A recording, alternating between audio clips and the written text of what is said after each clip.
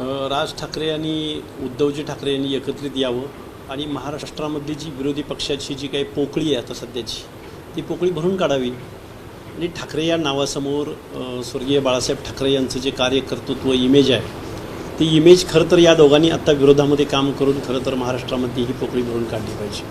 पण रोहितदादा पवारची म्हणजे शरद पवारांची राष्ट्रवादी आणि अजितदादांची राष्ट्रवादी ही वेगळी कधी आहे म्हणजे वेगळी मानतच नाही मी तर. हे असतानाच एक आहेत. मग अजितदादा पवार विरोधी पक्षात येऊन काम करणार आहेत का रोहितदादा पवार रिकाम्या असलेल्या मंत्रिपदावर जाऊन काम करणार आहेत हे महाराष्ट्राला कळलं पाहिजे. आणि मी एक कार्यकर्ता म्हणून रोहितदादांना सांगेन रोहितदादा कधीतरी विरोधी पक्षामध्ये सुद्धा थोडे दिवस काम केलं पाहिजे ना. लोकनेता व्हायचा असेल तर जनसामान्यांच्या प्रश्नावर लढलं पाहिजे, विरोधी पक्षात काम केलं पाहिजे.